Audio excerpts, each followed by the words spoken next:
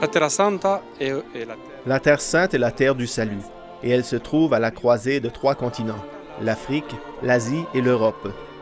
Les chrétiens de ces 3 continents se retrouvent également ici en Terre Sainte. Nous avons les chrétiens d'Afrique, les Coptes, qui célèbrent leur Noël. Nous avons les chrétiens d'Asie, les Syriens et les Arméniens qui fêteront ensuite. Et de l'Europe, nous avons les chrétiens byzantins qui célèbrent Noël et nous qui célébrons l'Épiphanie. L'Afrique, l'Asie et l'Europe. Les gens du monde entier ont rempli les rues de Bethléem le 6 janvier et bondé aussi bien la place de la Nativité que l'intérieur de la basilique, dansant et chantant dans de nombreuses langues leur joie à la venue de l'enfant Jésus.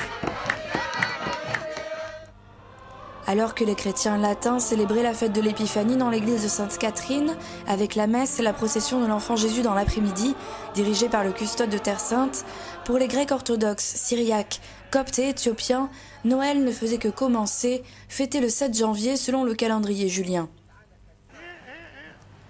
La veille de la fête a ainsi rassemblé les fidèles dans la ville de la Nativité, tous en attente de l'arrivée solennelle de leurs patriarches et évêques respectifs. À exception des Arméniens qui célébreront leur Noël le 19 janvier, toutes les communautés chrétiennes orthodoxes en Terre Sainte étaient représentées à Bethléem le 6 janvier. Nous sommes habitués à notre Église latine, qui est une Église universelle. Mais c'est aussi une très belle chose de voir que l'expression chrétienne se vit au sein de d'autres traditions. Lorsque nous vivons ici, nous prenons conscience que nous ne sommes pas le centre du monde. Nous voyons que nous sommes un parmi tant d'autres, et les autres chrétiens, qu'ils soient catholiques ou non catholiques de divers rites, nous aident aussi à nous situer dans ce contexte. Pour les franciscains, gardiens des lieux saints présents dans ce pays depuis des siècles, la coexistence avec les diverses traditions chrétiennes, avec leurs nombreuses cultures et expressions liturgiques qui se rencontrent ici, n'est pas limitée à la période des fêtes. Pour nous, franciscains, c'est une belle chose de vivre quotidiennement ce que les gens voient quand ils viennent pour les festivités de Noël.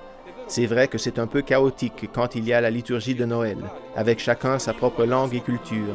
Nous vivons cela également au quotidien, et c'est une belle chose de voir que nous ne sommes pas seuls, et que tous les peuples sont vraiment invités à entrer dans l'Église.